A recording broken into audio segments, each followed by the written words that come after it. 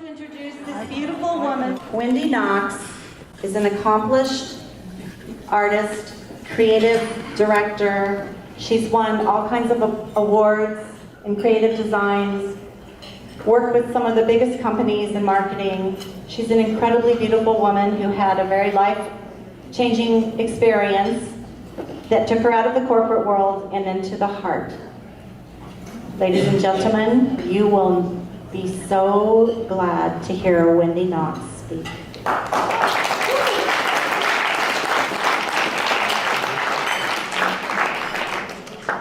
I am so honored to be here today as part of this magnificent afternoon. I thought I was going to still be crying when I stood up here, but fortunately I've calmed down. So when Wendy and Nicole and Susan invited me to speak at Grief Haven, I was overjoyed. But I must say, my joy quickly turned to oi as this looming voice inside of me spewed, "Who the hell do you think you are? What gives you the right to speak at Grief Haven? You haven't lost a child." And that's true. I have not endured the kind of loss that so many of you in this room have, and my heart goes out to every one of you. I have, however, in recent years, found myself lost in a tremendous amount of grief and anger and frustration and sadness and despair. So what I'm going to talk about today is really for everyone who's found themselves stuck in the muck of a crisis, a challenge, or a change, which is pretty much anyone on this planet. So our story begins in our backyard right over there in Westwood, with me sobbing uncontrollably. You see, at 50, I lost my job. And not just any job. It was the culmination of a dream that began in my 20s. I started out writing copy as a junior copywriter on the back of top ramen noodle packages. And I worked my way up to become the only female senior vice president creative director at one of the biggest advertising agencies in Los Angeles. And I was in charge of writing and supervising commercials for brands like Honda and Acura. I was kind of like Don Draper, but without the suits, the babes, or the cigarettes. And to do that kind of big, fat, executive woman job, I had to zip up a lot of parts of myself, my heart and my soul, as I left every day, leaving my little boy at home. And it was a very stressful job and very painful in many ways because I didn't really get to be my true self. But I needed that job. Number one, my husband, who I love and adore, is an entrepreneur. And that's French for no health plan. Number two, we had a little boy at home that we had to support. And number three, my parents were going through devastating financial problems that I had to help them with. So I had a lot on my shoulders. That's why I spent a lot of time crying in my backyard. Well, on one particularly desperate day, I said a prayer. I said, "Dear God, am I too old to reinvent myself? Please give me a sign." And I went for a walk with my dog Lucky in our neighborhood. And when I came home, I had a sign all right. My entire backyard was filled with red dragonflies, hundreds of them. I'd never seen a red dragonfly. I didn't know they came in red. And I did not know that they traveled en masse. It was mind-blowing. They were whirling and swirling over our outdoor umbrella like a dragonfly ballet. And just the sight of them brought so much joy. I was mesmerized, kind of like a little kid seeing a merry-go-round for the first time. They stayed for hours, and I honestly thought I was hallucinating or something. So I called my dear friend and neighbor, Julie, who's right over there, to testify testify that I wasn't seeing things. I wasn't, right, to him? No, okay. So the dragonflies stayed for 4 hours the first day, and they came back 3 more days. Well, by this point, I figured this can't be a coincidence. What was this about? So I did what any of you would do. I Googled dragonflies. And when I did, I discovered that dragonflies spend most of their lives stuck in the muck at the bottom of the pond. Most of us don't know this. They're called nymphs, not nymphomaniacs. They're called nymphs. And they crawl along, just these creepy, crawly, plain brown, little, kind of icky looking insects. And they don't do much down there. They eat and crawl. And the miraculous thing is that one seemingly random day, something propels the dragonfly to move. And she crawls out of the pond onto a rock or reed or something and has her first breath of fresh air. And there in the sunlight, her wings magically unfurl. I couldn't believe this. The dragonfly doesn't get her wings until later in life. Her magical luminescent wings. And it was then that it dawned on me, that must be why the dragonflies were coming to me. I'm a dragonfly. And maybe you are too. Now, you would think that would be enough for anybody. But the dragonflies kept coming. I saw them everywhere I go. I'm not kidding you. They were on the 10 freeway, the 101, and the 405. I sighted them, mostly red ones, on San Vicente Boulevard, Hollywood Boulevard, and Sunset Boulevard. And then one day, this was the dragonfly coup de grace, I was going to the dentist in Beverly Hills on Camden Drive, and right in front of me was this big, fat, red dragonfly. And I thought, in Beverly Hills? What was it doing? Going around the corner to Nate Now's for a little chicken soup? I mean, I couldn't believe it. It was when my husband and I were in Ojai, walking across the golf course to have lunch, and I saw another swarm of red dragonflies right overhead. It dawned on me, and this will sound crazy to most people in the room, but I determined at that point that those dragonflies knew I had a branding background. They knew I was a writer and a speaker, and I honestly think they were on a mission to recruit me to be their spokesperson. You know, if you think about it, ladybugs are known for luck, hummingbirds bring joy, butterflies are transformation, but what are the poor dragonflies known for? I really think they wanted me to get their message out to the world, and that's exactly what I'm doing.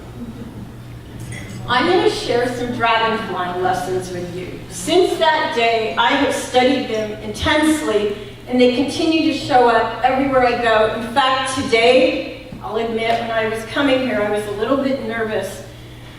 But I felt so much better when I got out of the car and there was a red dragonfly overhead. My husband saw it, so I wasn't hallucinating. It's true.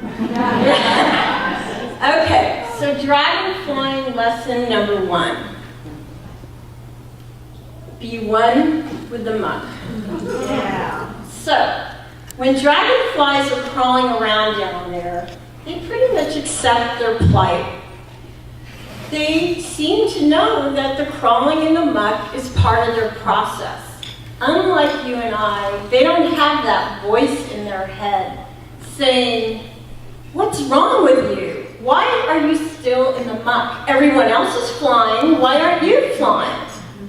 No, the dragonflies seem to accept their time down there. Whereas we humans in our quick fix society, we want to get the hell out. We want to flick a switch, read a self-help book, and be on our way. But what I've learned the hard way is we can't really escape the yuck and the guck of the muck. The only way to really get out of those feelings is to go into them.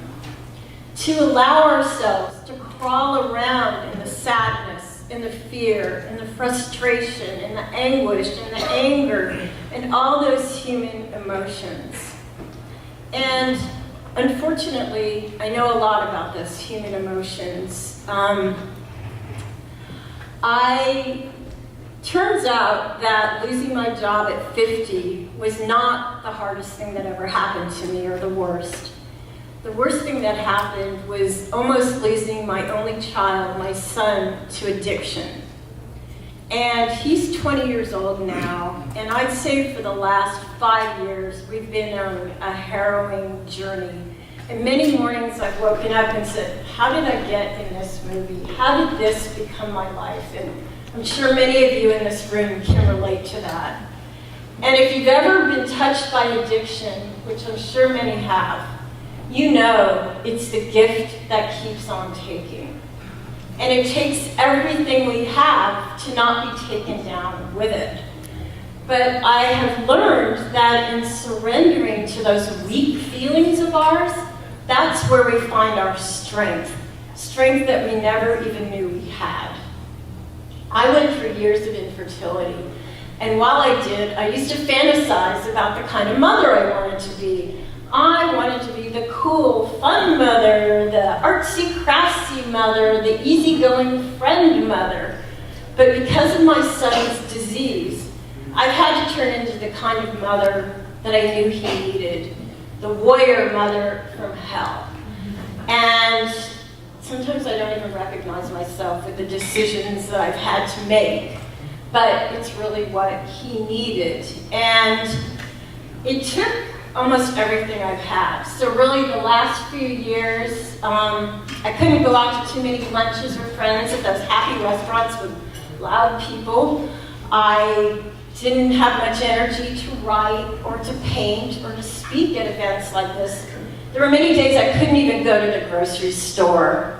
Fortunately, my husband did. But what I did do is I spent a lot of time lying on the grass breathing. And what I learned in those times is, we're so used to being productive and going and doing and accomplishing, but we really need to give ourselves time to be. And it's in that being that we really feel our feelings and are then able to release the pain and the grief so we can move on, like the dragonfly does. And actually now I'm sort of grateful for my time in the muck because it makes me appreciate days like this. And I also learned that miracles can happen in the muck. It's still uncanny to me that 6 months ago, when I was asked to speak at this luncheon, Grief Haven, I was going through the worst grief I'd ever encountered. So how can that happen? My grief, Grief Haven, and here I am. It just felt like a miracle, and oddly enough, being asked to speak here is part of what drew me out of my grief. I was able to rise above it because I so wanted to be able to touch and uplift others. So thank you for giving me that opportunity. So be one with the muck. That's the first lesson. The second one is nourish yourself. So, I bet you didn't know this fun fact. When dragonflies are climbing around the bottom of their pond, they are voracious eaters. They eat everything in sight. It's like a veritable Las Vegas buffet down there. They eat up to 10 times their body weight. Now, when you're stuck in the muck, I really don't recommend that. Maybe a little Cherry Garcia every now and then helps, but for the most part, I think we need to pay attention to the thoughts we feed ourselves. If you had a friend who was going through a hard time, would you tell her, snap out of it, get on with it, get dressed, do those errands, blah, blah, blah? I don't think so. I think you would probably fluff up her pillows, bring her some flowers, a cup of tea, and say, tell me all about it. That's what I believe we need to learn to do for ourselves. We're often so busy taking care of everyone else, we don't even know what feeds our own soul. So I have a simple technique to help you listen to the voice of your heart and soul. I call it pledging allegiance to yourself. It's very simple. All you do is you put your hand in your heart, you close your eyes, straighten your driveway. You put your hand in your heart, you close your eyes, and you take some deep breaths right into your heart. And you ask, what do you need right now? You ask your heart. And I've done this. And sometimes the answer is a bubble bath. Sometimes the answer is to scream. I did it the other day. You know, I have one of those apps on my phone that you count how many steps you take. So I was determined to take 10,000 steps. But I felt like I needed to check in. So I pledged allegiance to my heart and I asked it what it needed. And it told me to wander. So instead of counting my steps, I walked leisurely around the neighborhood and I noticed how many shades of green there are. I really listened to the hum of the hummingbird and I watched the clouds move overhead. And I felt connected to something bigger than myself. And I believe that nature nourishes us like nothing else. And I think it's our greatest teacher. When you think about it, every butterfly or hummingbird that flutters by is reminding you to trust your process. Every bird reminds us to look at life from a higher perspective. When you're feeling shaky, if you lean against a tree, you feel more rooted.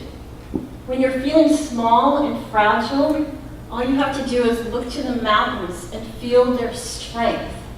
And no matter how dark the night sky is when you go to sleep, when you wake up in the morning, there's always light. So when you're going through hard times or just your work day, you'll be amazed at what a walk around the block will do. It connects you to the patterns of life, the letting go of the leaves, the growing of new ones. Nature nurtures and feeds us like nothing else. Dragon flying lesson number 3, follow your flutter.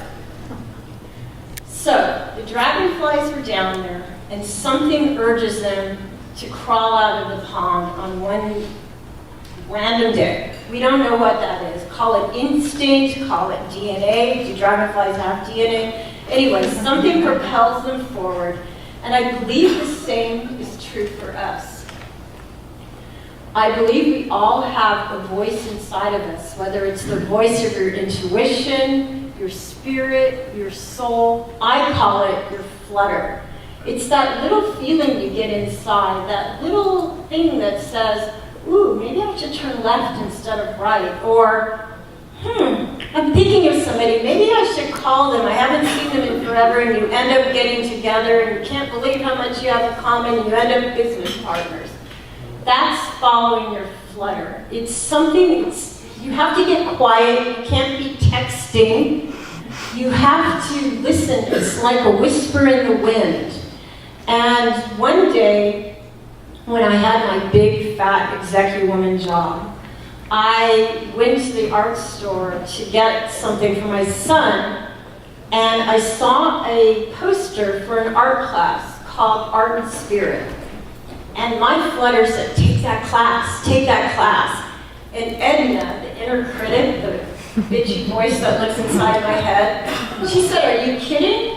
You don't have time for that. You're a lousy artist. You can't do that. And besides, you don't even get to the grocery store. There's that theme again. But instead of listening to my head, I listened to the flutter. And I signed up for that class on Thursday nights. And it was the best thing I ever did for myself. It was the one time where I got to just play. I didn't have clients to please, deadlines to make. It was like dreaming on paper. I didn't have to worry about being perfect or accomplishing anything. I just fed my soul. And I really believe your flutter knows things that your brain doesn't know.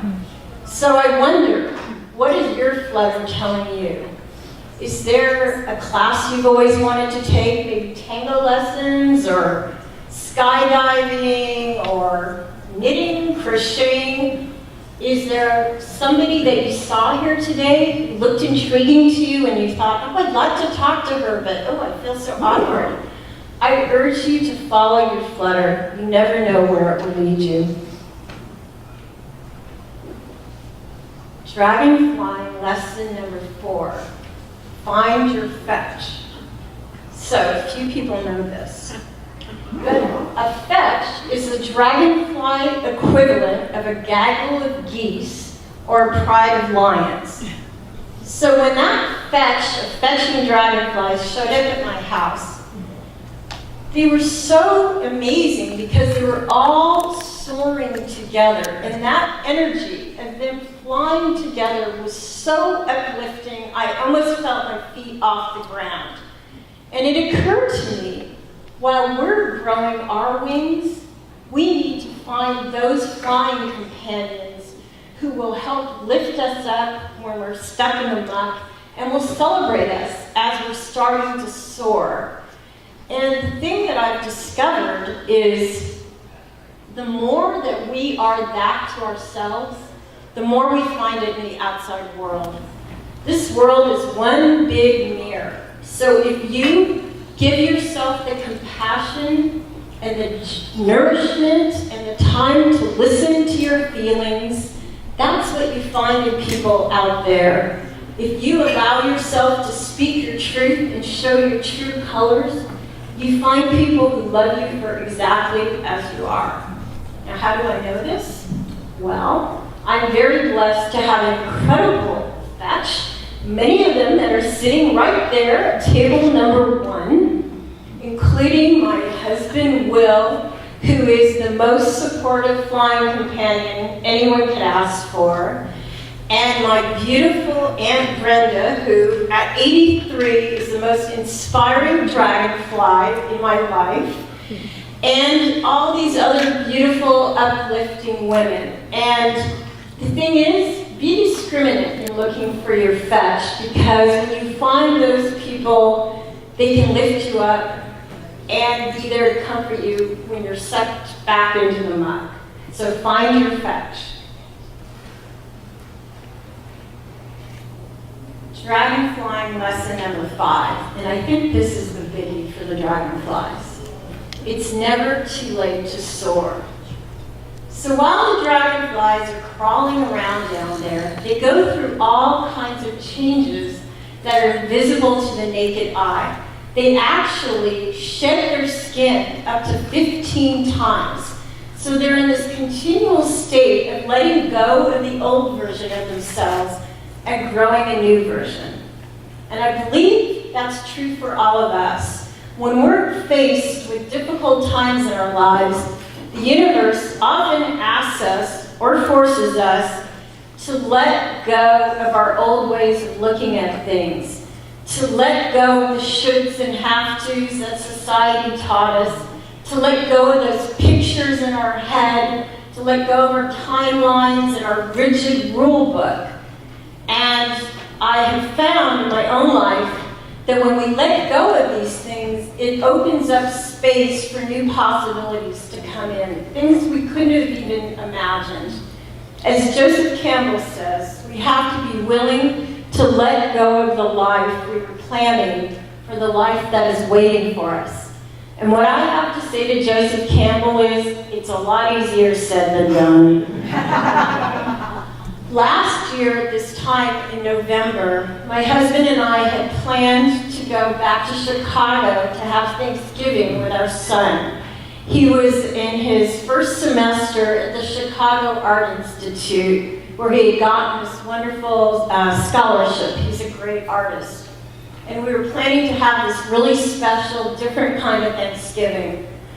But as life would have it, we never even got to make plane reservations because we had to make arrangements to send him to a treatment center in Connecticut. He had fallen apart completely, and we needed to get him help.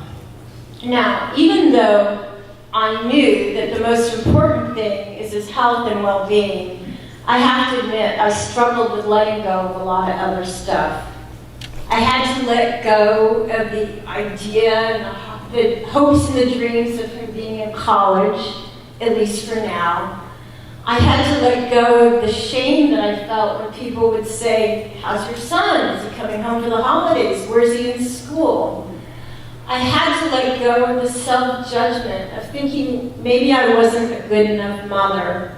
I had to let go of the thinking that maybe I could cure or control his disease. And even when he got into the center and was doing well, I had to let go of the idea that his recovery would be a straight line instead of the agonizing maze of pain that it's actually been. So I understand those dragonflies with all they've had to let go of. But in the letting go, new possibilities have emerged, like I said, that I couldn't have imagined. This Thanksgiving, I'm so thankful. I'm going to be with my son in Torrance, actually. And we're going to be part of a community of parents and sons at this recovery center in Torrance called New Life. And it's given us new life. Last year, this time, we felt alone and afraid. And this year, we're going to be in the warm embrace of parents who have been on this journey. And really, is this the Thanksgiving I always dreamed of? I don't think so. You know, Martha Stewart would roll her eyes. I'm sure we'll be eating with plastic on paper plates. But in so many ways, it's better than anything I could have imagined. Because now the light is on in my son's eyes. I can feel his heart. And a couple of days ago, I had a lunch with him and a conversation that was so honest and so truthful and so raw and so connected. And I had to think to myself how much more substance there was then than the eye-rolling and grunting I probably would have gotten in Chicago last year. So I stand here as testimony that it's never too late to soar. It's never too late to hope, to heal, to try, to create, to reinvent, to reconnect, to let go, to let loose, to take a chance, to take a class, to take a breath, or to spread your wings. And the thing is, even when we start to soar, there's going to be days when there's turbulence in our flight pattern, and we may even get sucked back into the muck. But on those days, I'm going to think about this dragonfly. And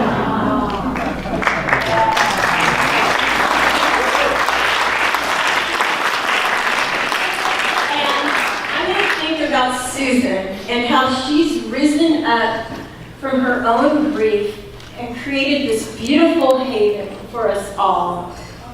And, you know, I was blessed to have one session with Susan, and I got a taste of what's offered here. She told me that as a mother of an addict, it's a different kind of grief. He said it was a disenfranchised grieving group. And it made me feel so much better to know that it was okay to keep shedding these layers of grief and to feeling these feelings. And that's a small taste of the huge compassion and healing taking place here. So I just want to thank all of you. Being here and sharing this afternoon has made my heart soar. And I want to thank you all for flying with me. And I look forward to seeing you at the Dragonfly Movement.